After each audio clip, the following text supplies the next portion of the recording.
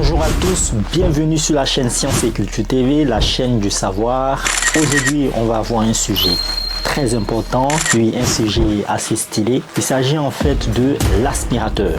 Quel est le principe de fonctionnement de l'aspirateur? En d'autres termes, comment un aspirateur fonctionne-t-il? C'est ce qu'on va résoudre aujourd'hui sur la chaîne Science et Culture TV.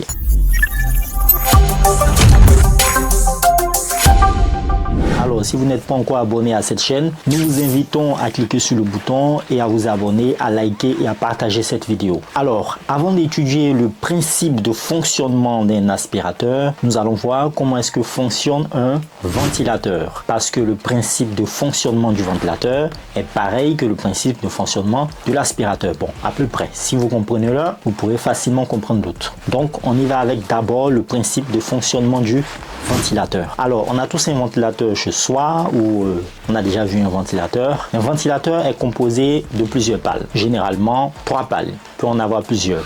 Alors, qu'est-ce qui se passe lorsqu'on allume notre ventilateur? Il faut savoir que le moteur qui est dans le ventilateur permet de transformer l'énergie électrique en énergie mécanique. Donc, elle puise de l'énergie électrique dans les prises du courant et il transforme cette énergie-là en énergie mécanique parce que les pales tournent. Et le fait que les pales tournent, c'est de l'énergie mécanique. D'accord? Alors, qu'est-ce qui se passe lorsque vous allumez votre ventilateur?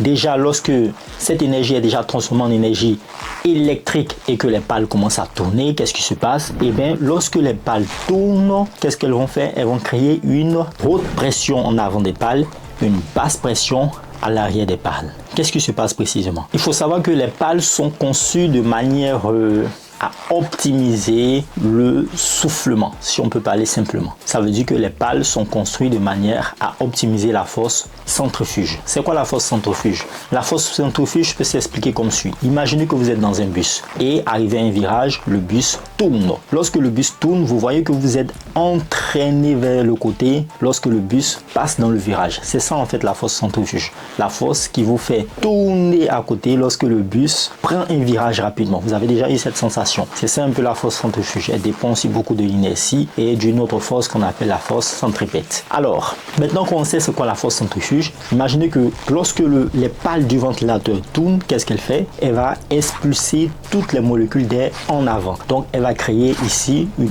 haute pression en avant et une basse pression en arrière. Et qu'est-ce qui se passe en avant? En avant, on reçoit de l'air, on est content, mais en arrière, il y a une basse pression. Donc, quand il y a une basse pression en arrière, ça veut dire quoi? Ça veut dire l'air est aspiré. Donc quand on prend un ventilateur, on suppose que le ventilateur est placé vers moi. Devant, je reçois les molécules d'air devant les pales, mais derrière les pales, il y a un vide qui est créé. Du coup, l'air est aspiré. Donc devant, je reçois une air qui est aspirée en arrière. Donc il y a une haute pression devant, il y a une basse pression derrière les pales.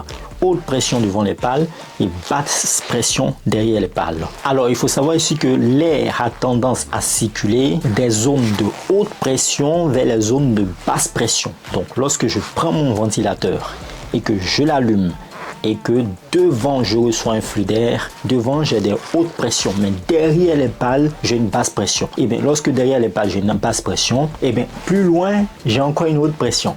Donc cet air qui est un peu plus loin derrière les pales est aspiré alors vers les basses pressions, puisque l'air a tendance à se propager des hautes pressions vers les basses pressions. Cet air est aspiré et traverse les pales et je vais me souffler. C'est important, ou plutôt il est important de comprendre ce phénomène avant tout. Alors maintenant qu'on sait comment fonctionne un ventilateur, il est très important maintenant de faire un lien entre le fonctionnement du ventilateur et le fonctionnement de l'aspirateur. Comment un aspirateur fonctionne? C'est simple. Alors, l'aspirateur contient aussi bien sûr un moteur. Il permet de transférer ou plutôt de transformer l'énergie électrique en énergie mécanique. Il faut savoir qu'à l'intérieur de l'aspirateur, il y a des turbines. C'est une sorte de ventilateur aussi. Eh bien, il y a des turbines et aussi des systèmes de tuyaux ou de tuyautage, si on peut le dire ainsi. Qu'est-ce qui se passe? Lorsque vous allumez votre aspirateur, eh bien, la turbine va se mettre en action. Donc, la turbine va fournir de l'air en avant et va créer en fait une zone de basse pression à l'arrière. Eh bien, l'arrière des turbines, en fait, c'est le tube. d'aspiration, d'accord? C'est le tube d'aspiration. Donc on a notre tubine ici et on a un tube, et dans ce tube là en fait il y aura une dépression, donc une haute pression en avant et une basse pression en arrière. Et puisque la nature a horreur du vide, et bien cette basse pression là va être compensée en fait par de l'air venant de votre sol. Donc qu'est-ce qui se passe le matin? Vous prenez votre tuyau, vous le mettez au sol et vous allumez votre aspirateur. Qu'est-ce qui se passe à ce moment précis là? Et bien vous allumez les turbines. Ces turbines là, qu'est-ce qu'elles vont faire? Elles vont souffler de l'air en avant. Quand elles vont souffler de l'air en avant, elles vont créer une zone de basse pression à l'arrière. Et à l'arrière de ces turbines se situe votre tuyau que vous prenez pour le mettre au sol. Et bien puisqu'il y aura une zone de basse pression dans ces tuyaux, ça va créer un vide partiel. Et comme la nature a horreur du vide, qu'est-ce qui va se passer? Et bien l'air qui est au sol et les différentes poussières vont être aspirées dans ces tubes là, et ainsi tout cet air avec les saletés vont être envoyés dans des filtres, vont être filtrés, et l'air pur va ressortir à l'arrière de